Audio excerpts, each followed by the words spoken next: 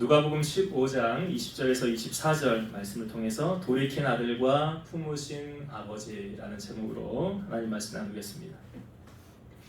우리가 신앙생활을 다른 말로 하면 믿음 생활이다 라고 말하잖아요. 왜 그렇습니까? 신앙생활에서 믿음 없이는 신앙을 논할 수 없기 때문에 그렇죠. 우리가 구원받은 것은 무엇으로 구원받았습니까? 성경이 말하죠. 에베소서 2장 8절에 너희가 그 은혜에 의하여 믿음으로 말미암아 구원을 받았나니 이것이 너희에게서 나는 것이 아니요 하나님의 선물이라. 그래서 이런 노래도 있잖아요. 돈으로도 못 가요 하나님 나라, 힘으로도 못 가요 하나님 나라, 거듭나면 가는 나라 하나님 나라, 믿음으로 가는 나라 하나님 나라. 이걸 아는 사람들이 어려서부터 주일학교 때 교회를 다녔던 분들은 다 알고 있는 노래죠. 그러면 죄인이었던 우리가 의인의 신분으로 바뀌었죠. 그럼 여러분, 의인은 무엇으로 산다고 성경은 말합니까? 그럼 돈으로 사는 게 아니에요. 로마서 1장 17절 복음에는 하나님의 의가 나타나서 믿음으로 믿음에 이르게 하나니 기록된 바 오직 의인은 믿음으로 말미암아 살리라 함과 같으니라. 의인은 뭘로 산다고요? 믿음으로 산대요.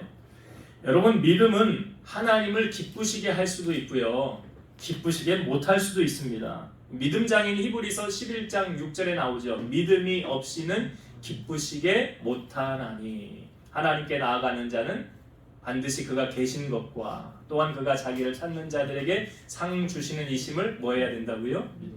그러니까 우리가 예배할 때 지금 하나님 존전 앞에서, 하나님 앞에서 내가 지금 예배하고 있다라는 그러한 시각으로, 그러한 믿음으로 예배를 드려야 된다는 것이죠. 그래서 설교 준비를 하면서 이 믿음에 관해서 묵상을 하는데 두 가지 이야기가 떠올랐습니다. 하나의 이야기는 이 한 사람은 아무것도 아닌 일에 절망에 빠져서 안타까운 결말을 주는 이야기이고요, 또 한 가지는 절망의 상황에서 믿음을 통해서 새로운 삶이 펼쳐지는 이야기입니다. 먼저 앞부분의 첫 번째 이야기는 이런 이야기예요. 냉동 창고에서 죽은 어느 한 선원의 이야기인데요, 과거 어느 선박 냉동 창고에서 한 선원의 시신이 발견되는 사건이 발생했다고 합니다. 하지만 죽은 이 선원은 자기의 죽어가는 과정을 냉동 창고 속 벽에 상세히 적어 놓아서 사망의 원인을 알아내기에는 어렵지 않았다고 그래요. 유서를 쓴 거죠. 그 안에서 갇혀서. 죽은 선원이 적어놓은 글에 의하면 해당 선원은 동료의 실수로 냉동 창고에 갇히게 되었고 결국 추위 속에 얼어 죽게 되었다는 것입니다. 하지만 선원들은 죽은 선원의 글을 읽고는 놀라지 않을 수 없었다고 해요. 선원이 냉동 창고에 갇혀 있었을 당시에 냉동 창고의 전원은 꺼져 있었기 때문입니다. 죽은 선원은 자신이 냉동 창고에 갇혔다는 사실에 극도의 추위를 느끼게 되었고 이러한 부정적인 생각이 결국 그를 죽음으로 몰아간 것이었다는 거예요. 여러분, 이 사람은 왜 죽은 거예요? 추워서 얼어서 죽은 겁니까? 전원이 꺼진 냉동 창고는 절대로 사람을 얼려 죽지 못합니다. 그의 두려움과 부정적인 생각이 그를 사망으로 몰아간 거였어요. 그럼 두 번째 이야기는요, 제가 예전에 그 조엘 오스틴 목사님의 미국 레이크우드 교회 담임하고 있는 이 조엘 오스틴이 긍정의 힘이라는 책을 썼는데요, 거기서 읽었던 책의 내용이 떠올랐어요. 이 목사님의 어머니가, 이제 아버지도 목사님이거든요. 그러니까 목사님 어머니 사모님이잖아요. 이 사모님이 1981년 12월에 이 사모님의 나이가 당시 47살이었대요. 그때 간암 말기 판정을 받습니다. 의사가 이렇게 말하는 거예요. 왜 이제 왔느냐며, 우리가 할 일은 없고 이제 남은 기간이 몇 주밖에 없습니다. 의사가 이렇게 냉철하게 선포를 했다고 합니다. 이 목사님 사모님은 교회를 섬기고 있었는데 청천벽력 같은 말을 듣습니다. 자기 몸이 이렇게 망가진 것을 전혀 몰랐다는 것이죠. 집에 돌아와서 남편에게 모든 이야기를 들려줍니다. 보통 이럴 때는 두 가지 반응이 나타나게 되겠죠. 첫 번째는 남편이 이렇게 말하겠죠. 당신 지금까지 고생 많았어. 나보다 먼저 천국에 가서 기다리고 있어요. 그러면서 떠날 준비를 하겠죠. 이제 유서를 써놓고 자기 앞으로 되어져 있는 모든 재산이 있으면 명의 이전을 해놓고 나 죽으면 이렇게 해줘요 라는 유서를 남기겠죠. 그리고 시간이 얼마 남지 않았으니까 그동안 내가 보고 싶었지만 볼 수 없었던 사람들을 다 불러서 마지막에 얼굴이라도 한 번씩 보고 가야겠다라는 인사를 나누겠지요. 왜? 의사가 얼마 못 산다고 했으니까. 아마도 일반적인 사람이라면 이런 계획을 짜서 시간을 보낼 것입니다. 그런데 이 가정은 어떻게 했느냐? 그때부터 온 가족이 하나님께 매달려 기도합니다. 하나님께서 나를 고쳐주실 것이다 하면서 다음 날부터 남편과 함께 치유를 간구하는 간절한 합심 기도를 드립니다. 기도를 드린 후에 남편이 목사님이잖아. 이렇게 선포합니다. 무화과 나무를 저주하신 예수님의 이름으로 암의 뿌리를 저주하노니 암은 내 아내에게서 떠나라. 그렇게 남편이 선포했다고 그래요. 그리고 성경에서 치료에 관한 말씀 40가지를 뽑아서 벽에 이 40가지의 치료 말씀을 붙이고 큰 소리로 읽으며 선포했습니다. 믿음으로 주의 말씀을 선포했습니다. 주님이 채찍에 맞음으로 내가 나음을 받았도다. 하나님은 나를 치료하는 하나님이시다. 성경에 나오는 치료에 관한 구절을 놓고 매일같이 읽으며 선포했습니다. 또 결혼할 때 있었던 그 결혼 사진, 건강할 때 사진을 걸어다 놓고 그 사진을 보면서 이렇게 선포했다고 그래요. 저렇게 건강하게 될지어다. 이렇게 선포를 했다고 그래요. 믿음으로 바라보며 선포했습니다. 가족들은 또 어머니를 병자로 취급하지 않았다고 합니다. 어머니가 이렇게 말했다고 그래요. 너희는 나를 건강할 때처럼 똑같이 대하라. 나는 건강하게 회복될 것이다. 그렇게 믿음과 확신을 가지고 선포했다고 합니다. 그렇게 해서 암과 싸웁니다. 몸의 상태가 그렇게 나빠도 어머니는 계속 믿음으로 선포했습니다. 나는 건강하게 될 것이다. 하나님이 나를 치료하셨다. 나는 죽지 않고 살 것이다. 나는 하나님의 역사를 선포할 것이다. 하고 믿음으로 외쳤다고 그래요. 한 주간, 두 주간이 지나고 죽는 날이 점점 다가오는데도 몸이 점점 좋아지는 반응 현상이 나타났다고 그래요. 식욕이 회복되었습니다. 그 전에는 먹지 못해서 야단이었는데 식욕이 점점 살아난 것입니다. 음식을 맛있게 먹게 되고 체중이 살아나면서 의사가 몇 주 후에 죽는다는 그때에는 완전히 회복되어서 건강한 몸이 되었다고 합니다. 할렐루야, 하나님이 고쳐주신 것입니다. 47세에 암 선고를 받았지만 40년이 지난 지금도 여전히 살아서 하나님을 증거하고 있다는 사실이에요. 여러분, 하나님은 능치 못하심이 없으십니다. 문제는 하나님의 기적을 경험할 수 있는 믿음이 우리에게 있느냐, 이게 문제겠지요. 누가복음 1장 37절 대저 하나님의 모든 말씀은 능하지 못하심이 없느니라. 그래서 예수님께서 많은 병자들 치유하실 때 꼭 이렇게 말씀하셨죠. 내 믿음대로 될지어다. 마가복음 11장 23절 내가 진실로 너희에게 이르노니 누구든지 이 산더러 들리어 바다에 던져지라 하며 그 말하는 것이 이루어질 줄 믿고 마음에 의심하지 아니하면 그대로 되리라. 아니, 말이 안 되죠. 산이 어떻게 바다에 던져집니까? 그런데 그렇게 믿고 구하면, 의심하지 아니하면 그대로 된대잖아요. 우리는 하나님 앞에 나아갈 때 어떤 믿음으로 나아갑니까? 정말 하나님이 기뻐하시는 믿음으로, 또 하나님이 계신 것과 하나님이 찾는 자들에게 상 주시는 이심을 바라보면서 오늘 내 예배를 받으시고 내 기도를 들으셔서 나의 모든 문제를 해결해 주실 것을 믿고 지금 우리는 하나님을 예배하고 있습니까? 요한일서 5장 4절 보면 무릇 하나님께로부터 난 자마다 세상을 이기느니라. 세상을 이기는 승리는 이것이니 우리의 믿음이니라. 세상은 믿음 있는 자가 승리하는 거예요. 믿음이 있어야 하나님의 기적을 맛볼 수 있는 것입니다. 그러면 여러분, 이 믿음은요, 돈 주고 사는 건가요? 믿음은 어떻게 자랄 수 있습니까? 로마서 10장 17절, 그러므로 믿음은 들음에서 나며 들음은 그리스도의 말씀으로 말미암느니라. 그러니까 믿음은 말씀을 통해서만 자라날 수 있다는 거예요. 다시 말씀드리면 예배의 자리에 참여하지 않고는 믿음이 자랄 수 없습니다. 믿음이 자랄 수 없고요, 하나님의 기적도 맛볼 수 없다는 것입니다. 여러분, 오늘 우리는요, 지금 드리는 이 예배를 통해서 믿음이 자라길 바라고요. 그 믿음이 자라서 여러분이 소망하는 하나님의 기도의 응답을 받게 되는 주인공이 되시기를 주의 이름으로 축원드립니다. 여러분, 하나님께서 이 세상에요, 교회를 먼저 만드셨나요? 가정을 먼저 만드셨나요? 가정을 먼저 만들었습니다. 아담과 하와를 먼저 만들고 가정을 만들었잖아요. 그러니까 이 가정이 사실은 천국의 모형이 돼야 된다는 사실이죠.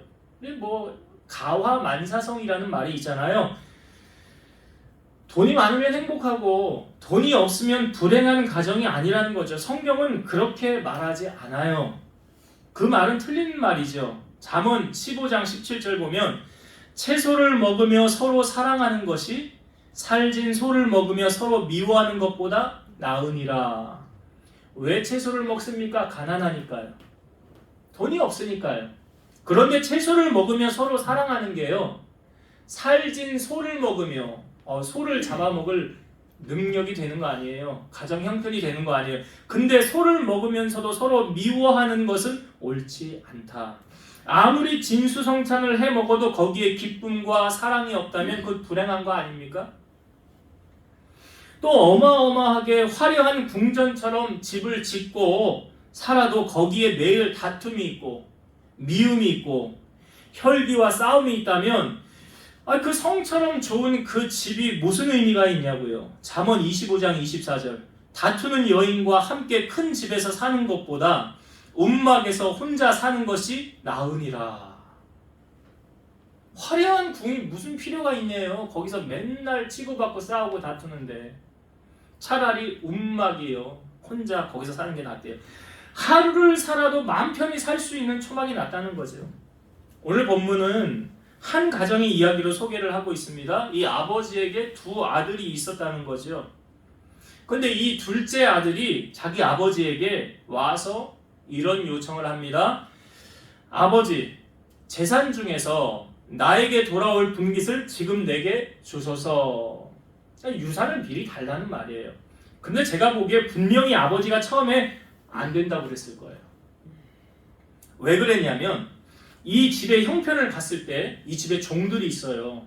소도 있고 염소도 있고 양도 있고. 아니, 종이 있다는 건 재산이 많다는 거 아닙니까? 그 다스릴 게 많으니까 종을 두는 거잖아요.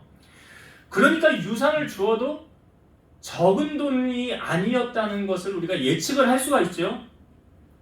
여러분, 만약 처음 사회생활을 시작하는 이 초년생에게 갑자기 이 10억이 생겼다고 가정을 한번 해봅시다. 그러면 이 사람이요, 이제 사회생활을 처음 시작하는데 이 10억을 잘 관리해서 규모 있게 쓸까요? 그것을 다스릴 능력이 그 사람에게 있을까요? 아니, 물론 이건 사람마다 다를 거예요. 사람마다. 근데 이 둘째가 지금 아버지에게 계속 아마 달라고 떼를 썼을 거예요. 아버지가 처음에는 안 돼 계속 캔슬하다가 이제 도저히 더 못 버티겠다 싶어서 이 아버지가 그 재산을 아마 아들에게 반을 하나 줬을 거예요. 자, 이 재산이 아버지의 재산을 가지고 어떻게 합니까? 성경을 이 부분 한번 볼게요. 13절, 14절. 누가복음 15장 13절과 14절의 말씀을 한번 볼게요. 그 후 며칠이 안 되어 둘째 아들이 재물을 다 모아가지고 먼 나라에 가 거기서 허랑방탕하여 그 재산을 낭비하더니 다 없앤 후 그 나라에 크게 흉년이 들어 그가 비로소 궁핍한지라. 자, 아버지 재산 다 받았지요. 돈을 다 모아요. 그리고 먼 나라 여행 간 거겠죠. 먼 나라 가서 어떻게 합니까? 여기 한마디로 정리가 돼요. 허랑방탕. 허랑방탕. 그래서 재산이 다 어떻게 됐대요? 없어졌대요. 다 낭비가 됐대요. 한 푼도 남은 게 없다는 거죠. 그리고 크게 그 나라에 어려움이 닥치니까 비로소 궁핍하게 되었다. 잠언 13장 11절 망령되이 얻은 재물은 줄어가고 손으로 모은 것은 늘어가느니라. 여러분 공짜 좋아하지 마세요. 자녀에게 돈 물려주면 자녀 망하게 하는 거죠. 그렇잖아요. 지금 둘째 아들이 보여주고 있잖아요. 그래서 유대인들은 물고기를 주지 않고 물고기 잡는 법을 가르쳐 준다고 하죠. 참 지혜로운 거 아닙니까?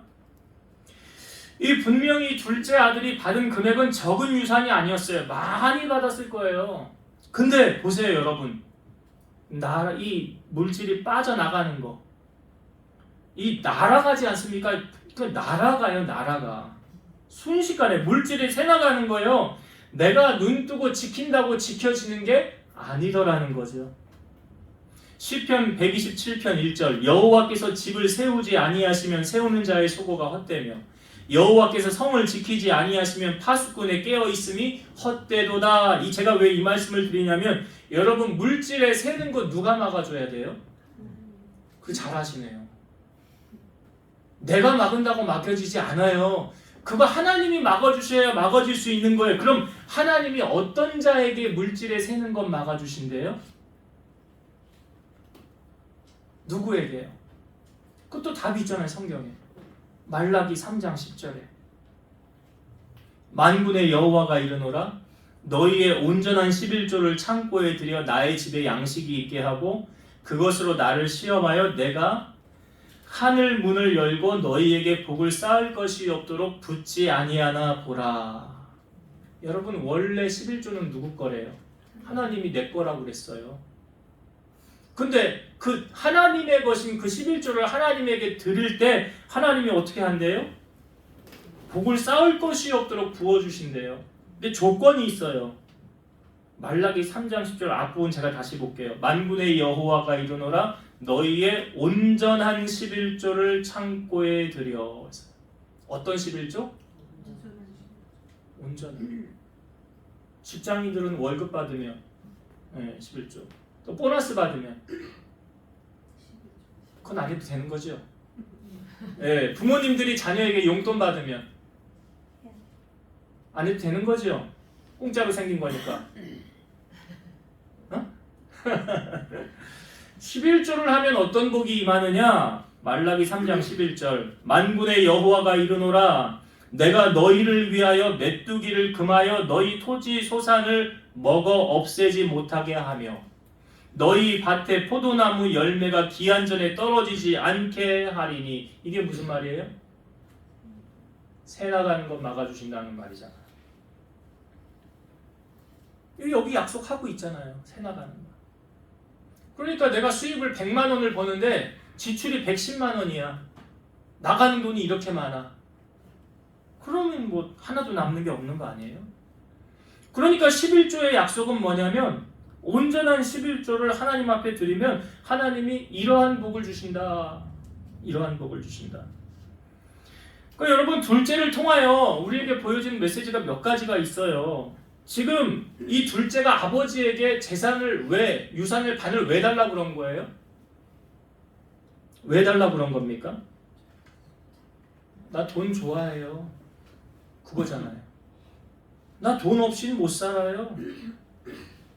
그 결과 돈을 사랑한 자의 결과가 어떠했습니까? 자, 성경을 봅시다. 14절부터 16절까지 볼게요. 다 없앤 후 그 나라에 크게 흉년이 들어 그가 비로소 궁핍한지라 가서 그 나라 백성 중 한 사람에 붙여 사니 그가 그를 들로 보내어 돼지를 치게 하였는데 그가 돼지 먹는 쥐염 열매로 배를 채우고자 하되 주는 자가 없는지라. 이 둘째가 아버지에게 유산 달라고 그랬잖아요. 돈 좋아해서 달라고 그런 거예요. 근데 어떻게 됐어요? 다 허비하고 하나도 남지 않게. 그러니까 돈 있을 때는 사람들 달라붙었겠지요. 그렇지 않았겠어요? 야, 저 사람 돈 잘 쓰다. 저 사람 옆에 있으면 야 콩고물이라도 떨어지겠다. 야 그런데 다 돈 떨어지니까 그 옆에 사람도 하나도 안 남아요. 사람들이 돈 냄새 잘 맡잖아요. 하나도 안 남아요. 그리고 나서 누가 나를 먹여줄래나 아무도 자기를 걷어주는 사람이 없는 거예요. 이게 여러분 돈을 의지한 자의 결과예요. 제가 이 말씀을 보면서 두 성경 구절이 생각났어요. 디모데전서 6장 10절.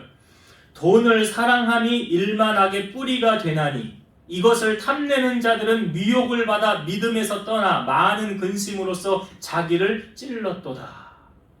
여러분 성경을 잘 보세요. 돈이 악한 게 아니에요. 돈은요 누구 손에 들려지느냐에 따라 열매가 다르게 나타나는 거예요. 선한 사람에게 돈이 들려지면 이 선한 열매가 많이 나타납니다. 그렇잖아요. 근데 나쁜 사람에게 돈이 들려지면 어떤 데다 돈을 쓰겠어요? 어떤 데 나쁜 데다 쓰겠죠. 여기 성경이 이렇게 말하잖아요. 디모데전서 6장 10절 앞부분에 돈을 사랑함이 일만하게 뿌리가 된대요. 돈이 일만하게 뿌리라고 성경은 말하지 않아요. 돈을 사랑하는 게. 그래서 하나님이 우리에게 뭐라고 그랬어요? 하나님과 돈을 겸해서 섬길 수 있다 없다? 없다라고 그러잖아요. 없다. 또 한 구절 생각난 성경 구절이 야고보서 1장 15절이에요. 욕심이 잉태한 즉 죄를 낳고 죄가 장성한 즉 사망을 낳느니라. 돈이 힘이라고 말하는 분들 있죠. 있잖아요 주변에. 돈이 힘이야. 그런데 결국은 그 돈 때문에 망하는 인생이 될 수 있어요. 흔히들 여러분 세상 사람들도 이런 이야기 하지 않습니까? 내가 돈을 쫓아가면 망하고 돈이 나를 쫓아와야 된다라고 하잖아요. 가룟 유다가 예수님 은 30에 팔았잖아요. 왜? 돈에 눈이 멀어서 파는 거 아니에요. 근데 어떻게 됐어요? 그거 하나도 못 써보고 목매달아 죽었잖아요. 인생의 목적이 오직 돈 하는 사람들, 그 돈이 결코 자기를 지켜줄 것 같습니까? 아니, 지켜주지 못해요. 누가복음 16장 13절. 집 하인이 두 주인을 섬길 수 없나니 혹 이를 미워하고 저를 사랑하거나 혹 이를 중히 여기고 저를 경히 여김이라. 너희가 하나님과 재물을 겸하여 섬길 수 없느니라.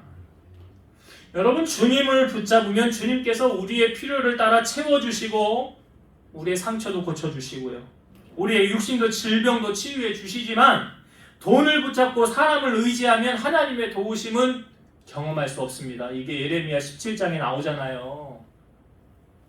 무릇 혈육을 의지하고 사람을 의지하는 사람은 좋은 일이 오지 못하고 저주를 받을 것이라. 그러나 무릇 여호와를 의지하는 자는 복을 받을 것이라. 그러잖아요. 성경이 알려주는 진리 아닙니까?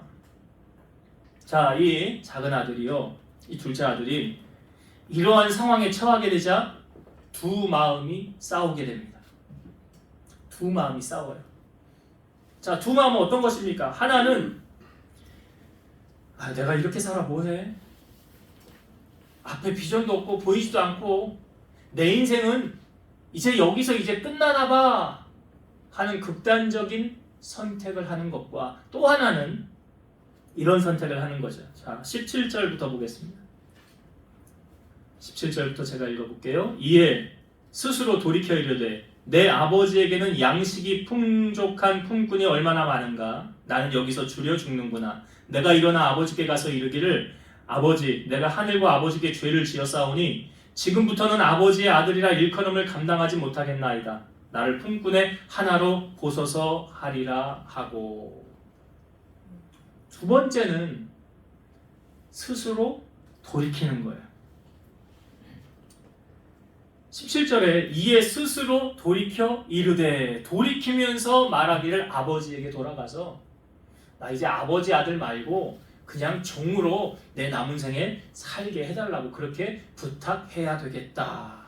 여러분 여기서 중요한 게 뭐냐면 이 둘째 아들이 돌이킨 거예요.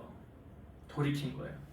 만약에 자존심 세우고 있었다고 한다면 그럼 돌아갈 수 없었겠죠. 자기를 비우니까 돌아가게 되는 거예요. 어떻게 비웠어요? 나를 품꾼의 하나로 보소서. 이게 뭔 과정이냐면 자기가 죽어지는 과정이에요. 여러분, 자존심이 센 사람은요, 그 자존심 때문에 자기를 망친다는 사실을 아셔야 돼요. 그래서 성경에 고난당하기 전에는 내가 그릇 행하였더니 이제는 주의 말씀을 지킵니다. 이게 뭔 말이에요? 내가 자존심 내려놨다는 거 아닙니까? 신앙생활도 계속 하다가 중간에 잠깐 쉬면 다시 나오기가 쉽지가 않아요. 왜? 여러 가지 이유가 있어요. 가장 큰 이유가 뭔지 아십니까? 자존심이에요. 사람들한테 뭐라고 말하지? 창피해서 못 나가겠다. 이런 마음에 사로잡혀 있다면 그 사람의 발걸음이 다시 교회로 나오기는 쉽지 않을 거예요. 근데 지금 이 둘째가 그래도 잘한 게 뭡니까? 스스로 돌이켰다는 거예요. 이건 가장 낮아졌다는 표현이에요. 나 이제 아들이라고 하지 말고 품꾼의 하나로 봐달라고 해야 되겠다. 여러분, 만약에 이 아들이 돌이키지 않고 세상을 비관하며 그냥 살았다면 그냥 확 죽어버리자. 내 인생 그냥 끝내버리자. 이 극단적인 선택을 했다고 한다면 그것으로 그냥 끝나는 겁니까? 아니잖아요. 아버지 가슴에 대못 박는 거 아닙니까? 우리가 신앙생활을 할 때도 잘못할 때가 있어요. 여러분, 지혜로운 성도는 어떤 성도냐면 돌이키는 것을 잘하는 성도가 지혜로운 성도예요. 잘못을 느꼈을 때 빨리 회개하는 거죠. 우리가 연초에 여러분 계획을 세우지 않습니까? 근데 이런 말들도 있잖아요. 작심삼일이다. 계획을 세웠는데 3일 만에 포기했다. 여러분, 그럼 안 되면 그냥 포기하는 겁니까? 아니에요. 다시 작정하는 거예요. 다시 작심하는 거예요. 될 때까지 하는 거예요. 우리 안고사님 올해 받은 하나님의 말씀 뭐죠? 이렇게 가끔씩 질문을 탁탁 던져야 다른 생각을 안 하고 집중을 하신단 말이죠. 올해 받은 하나님 말씀 뭐죠? 모른디야. 솔직도 하셔. 내가 힌트를 다 줬는데 모른디야. 주보를 보세요. 주보에 올해 한 주간 묵상할 말씀이요, 잠언 24장 16절이에요. 대저 의인은 7번 넘어질지라도 다시 일어나려니와 악인은 재앙으로 말미암아 엎드려지느니라. 권사님 생각나세요 이제? 네, 이제 생각나서 됐어요. 여기 보세요. 의인은 7번 넘어져도 다시 일어난대잖아요. 다시 일어나는. 이게 뭐예요? 돌이키는 거잖아요. 내가 잘못했구나. 하나님, 내가 잘못했네. 돌이켜보니까 나 다시 돌이킬게요. 다시 돌아설게요. 다시 작심할게요. 다시 여호와께로 마음을 향할게요. 이게 되는 거예요, 의인은. 근데 악인은요, 그게 안 되는 거예요. 자기가 제일 잘났거든. 누구 말도 안 들어요. 그 자존심이 하늘을 찌르거든요. 만약 둘째 아들이 이랬으면 아버지에게 안 돌아가죠. 이 둘째 아들이요, 스스로 돌이켜서 아버지에게 다시 돌아가야 되겠다. 심경의 변화가 일어났잖아요. 그리고 이 둘째 아들이 정말 아버지를 만났을 때 뭐라고 아버지에게 이야기합니까? 21절의 말씀을 볼게요. 21절. 아들이 이르되 아버지, 내가 하늘과 아버지께 죄를 지었사오니 지금부터는 아버지의 아들이라 일컬음을 감당하지 못하겠나이다 하니. 이 아들이 아버지에게 하는 말이 이거죠. 내가 하늘과 아버지께 죄를 지었사오니. 이게 뭐예요? 깨달은 거잖아요. 깨달으니까 이런 고백을 하는 거예요. 은혜를 받은 사람은 여러분 특징이 있어요.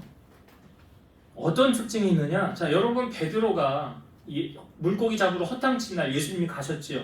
깊은 곳에 금을 내리라고 그랬죠. 내리기 전에 베드로가 이런 말 했어요. 내가 밤새 금을 내렸지만 한 마리도 못 잡았습니다. 근데 말씀에 의지하여 금을 내려보겠습니다. 내렸어요. 거두는데 너무 많이 잡혀서 2배 채우게 됐죠. 자, 그때 베드로의 반응이에요. 예수님 앞에 엎드려서 뭐라고 고백해요? 주여, 저는 죄인입니다. 그러잖아요. 나를 떠나소서. 그전에는 이런 고백 안 했어요. 그러니까 뭐예요? 은혜를 받으니까요, 사람이 겸손해져요. 은혜 받은 사람이 교만한 사람 봤어요? 전 못 봤어요. 은혜 받으면 사람이 겸손해져요. 자기를 낮추게 돼요. 그리고 자기를 보는 눈이 열리게 돼요. 여러분, 찬송가에도 이렇게 고백하잖아요. 인내하신 구세주여 주여 내가 비오니 죄인오라 하실 때에 누굴 불러요? 날 부르소서 주여 주여 내가 비오니 죄인오라 하실 때에 날 부르소서. 이게요 은혜 받은 사람이 하는 고백 아닙니까? 내가 죄인이었는데 주님 나 불러주시니 너무 감사합니다 고백하잖아요. 이 아들이 돌아오게 됐을 때 이제 아버지가 이 아들을 어떻게 대하고 있습니까? 아유 그 속썩이던 아들 둘째 아주 아유 뭐 잘됐어 죽든지 살든지 지팔자지 뭐 나가서 이제 내 할 목 다 했으니까 지가 남은 인생 알아서 살겠지 그랬나요? 아니더라고요. 우리가 아버지의 마음을 알 수 있는 대목이 20절에 있어요. 자 20절을 보겠습니다. 이에 일어나서 아버지께로 돌아가니라. 아직도 거리가 먼데 아버지가 그를 보고 측은히 여겨 달려가 목을 안고 입을 맞추니. 지금 둘째가 돌아오고 있잖아요. 근데 아버지가 이렇게 보니까 어이구 저기 우리 둘째 아니야 하고 바라봤다는 거죠. 측은히 여겨 달려가 목을 안고 입을 맞추었더라. 여러분 제가 질문을 한번 드려볼게요. 이 아버지가 어쩌다가 한번 길을 봤는데 둘째를 봤을까요? 아니면 늘 보고 있었을까요? 그래요. 늘 보고 있었어요. 이게 아버지의 마음이에요. 우리 둘째 언제 돌아오려나? 언제나 돌아오려나? 그 아버지는 계속 기다리고 있었다는 사실이죠. 요한계시록 3장 20절 볼지어다 내가 문 밖에 서서 두드리노니 누구든지 내 음성을 듣고 문을 열면 내가 그에게로 들어가 그와 더불어 먹고 그는 나와 더불어 먹으리라. 여러분 오늘 성경에 보여주는 이 아버지는요 오늘 우리가 섬기는 하나님 아버지 아닙니까? 맞지요. 우리가 어떠한 잘못을 저질렀어도 우리 죄를 자복하고 용서를 구하면 우리 죄를 용서하시고 다시 안아주시고 품어주시는 바로 우리의 아버지라는 사실이에요. 죄는 미워해도 사람은 미워하지 말라는 말이 있잖아요. 여러분 아버지 입장에서도 이 둘째 아들이 많은 재산을 탕진한 것은 분명히 잘못한 게 맞지요. 그러나 다시 안아주심은 왜 그렇게 하신 겁니까? 그 많은 재산보다도 그 둘째가 더 귀하기 때문 아닙니까? 예수님 이렇게 말씀하셨잖아요. 사람이 온 천하를 얻고도 그 목숨을 잃으면 무엇이 유익하겠느냐? 사람이 무엇을 주고 자기 목숨과 바꾸겠느냐? 세상을 다 얻은들 목숨을 잃으면 그게 뭐 소용이 있냐고요.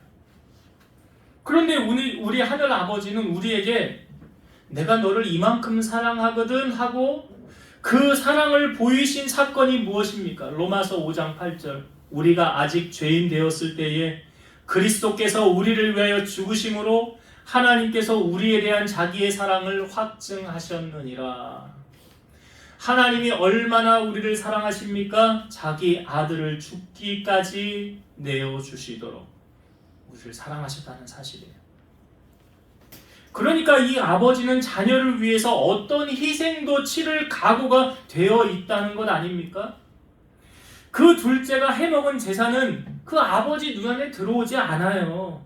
그저 내 아들이 살아서 돌아온 것, 그것만 아버지는 생각하고 있는 거예요. 이 아버지가 자기 아들을 어떻게 대우합니까? 야 이제 너 내 재산 반 해먹었으니까 이제 너에게 돌아갈 거 아무것도 없어. 그리고 너는 이제 종으로 살아. 그랬습니까? 아니에요. 자 22절부터 24절의 말씀을 읽어볼게요. 22절부터 24절 아버지는 종들에게 이르되 제일 좋은 옷을 내어다가 입히고 손에 가락지를 끼우고 발에 신을 신기라. 그리고 살진 송아지를 끌어다가 잡으라. 우리가 먹고 즐기자. 이 내 아들은 죽었다가 다시 살아났으며 내가 잃었다가 다시 얻었노라 하니 그들이 즐거워하더라. 이 아버지가 아들을 어떻게 대우합니까? 그거 재산 다 해먹고 돌아온 그 아들을요, 가장 좋은 옷을 입히고 가락지 끼우고 발에 신을 신기고 살진 송아지를 잡으면서 지금 잔치를 베풀고 있어요. 이렇게 하는 이유가 뭐래요? 이 아버지가 말하잖아요. 이 내 아들은 죽었다가 다시 살아났으며 내가 잃었다가 다시 얻었노라. 여러분, 오늘 우리 하나님 아버지는 오늘 우리에게 이렇게 대우하길 원하신다는 거예요. 성경에 보면 사실상 우리는 본질상 진노의 자녀들이었다라고 말하고 있어요. 그런데 하나님의 그 큰 사랑을 인하여 허물로 죽은 우리를 그리스도와 함께 살리셨고 그 은혜로 구원을 받은 자가 되었다라고 말하고 있습니다. 이것이 우리를 향한 아버지 하나님의 사랑이라는 사실을 여러분 잊지 마시고요. 어떤 상황에서도 나를 버리지 않고 나를 포기하지 않고 나를 품으시고 인도하시는 아버지의 사랑으로 승리하는 여러분 되기를 바라요. 말씀을 정리하고 마치겠습니다. 사실 오늘 본문의 뒷부분에 있는 큰아들까지 다 하려고 했는데 범위가 너무 많기 때문에 나중에 이 부분은 따로 다루려고 합니다. 오늘 이 둘째 아들을 통하여 우리에게 주는 메시지 몇 가지를 나누었어요. 여러분, 공짜 좋아하지 마시라고 그랬죠? 왜요? 공짜로 모은 건 그냥 휙 날아가 버린대요. 그런데 손으로 모은 거는 늘어간대요. 그래서 땀 흘려서 수고해서, 성경에도 시편의 말씀에 있잖아요. 내가 내 손이 수고한 대로 먹을 것이라 말씀하지 않습니까? 그러니까 성실함이 따라와야 돼요. 그래야 이거 또 따라오는 거예요. 재물도 하나님이 주시는 거 아닙니까? 그냥 허랑방탕하게 아무것도 바라지 않고 게으른 사람처럼 그렇게 하면 안 되는 거죠. 이 둘째가 사실은 이 아버지에게 유산을 달라고 하는 이유는 뭡니까? 그 전에 자기는 이 돈이 최고인 줄 알았다는 거잖아요. 그래서 그거 달라고 그래. 만약에 이것을 귀하게 여기지 않았다고 한다면 유산을 달라는 말을 하지 않겠죠. 돈이 최고인 줄 알으니까, 아, 이게 힘이구나, 이게 나를 내 삶을 지탱해 주는 거구나, 이거 없이는 못 사는 거구나, 그랬던 이 아들이 막상 그렇게 살아보니까 돈이 자기를 지켜줘요? 못 지켜주잖아요. 우리를 지키시고 인도하시는 건 하나님밖에 없다는 것을 성경은 다시 한번 알려주고 있는 거죠. 그래서 세상의 것에 여러분 마음 두지 마시고 그걸 쫓아가지 마세요. 그리고 이 아들이 잘한 게 뭐라고요? 스스로 돌이켰더라. 돌이키는 거예요. 신앙생활 늘 잘하면 좋지만 잘못할 수도 있어요. 그때 어떻게 하라고요? 이렇게 하면 돼요. 돌이키는 거죠. 다시 아버지 앞에 돌아가는 거예요. 그리고 그 나를 기다리시는 그 아버지를 바라보면서 그 아버지가 어떻게 하고 있습니까? 오늘 언제 오려나 기다리잖아요. 내가 문 밖에 서서 두드리노니 누구든지 내 음성을 듣고 문을 열면 내가 그에게로 들어가 그와 더불어 먹고 그는 나와 더불어 마시리라. 우리가 여러분 세상의 것은 다 잃어도 돼요. 없어도 돼요. 근데 잃지 말아야 될 한 가지, 성령의 충만함이죠. 주님이 나와 함께 하신다는 거. 이건 놓치면 안 되는 사건이에요. 예, 다윗이 그거 고백했잖아요. 범죄한 후에 성신을 내게서 거두지 마옵소서. 그래서 하나님은 오늘도 우리를 품으시고 안아주시고 내 모든 어려움에서 나를 지키시고 인도하시는, 승리할 수 있는 힘과 원동력을 제공하시는 분이 누구시라고요? 하나님이시라고. 그래서 우리가 어려움 당할 때 어떻게 한대요? 피할 길을 내신대잖아요. 또 감당할 수 있는 거 주신다고 하시잖아요. 그래서 그 하나님으로 말미암아, 그 아버지가 내 아버지라는 사실로 말미암아 여러분 어떤 상황에서도 절망하지 마시고 믿음으로 승리하며 살아가는 여러분 되시기를 주의 이름으로 축원드립니다. 기도하시겠습니다. 지금도 살아서 역사하시는 하나님, 세상 끝날까지 내가 너희와 항상 함께하리라고 말씀하신 그 하나님 의지하며 나아갑니다. 이 둘째가 세상 것이 좋아, 그것이 마치 힘인 양, 그것이 나를 지탱해 줄 것처럼 살아왔지만 그것은 물거품처럼 사라지고 허무한 것이었습니다. 우리가 결국 믿고 의지할 분은 하나님 한 분밖에 없사오니 주님 한 분만으로 만족하는 우리 성도들 되게 하시고, 어떠한 상황에서도 하나님의 사랑에서 우리를 끊을 수 있는 것은 아무것도 없다고 하였사오니 오늘도 나를 향하여 시선을 두시고 나의 손 붙잡고 계시는 하나님으로 말미암아 승리하는 우리 성도들 다 되게 하여 주옵소서. 예수님 이름으로 기도드리옵나이다. 아멘.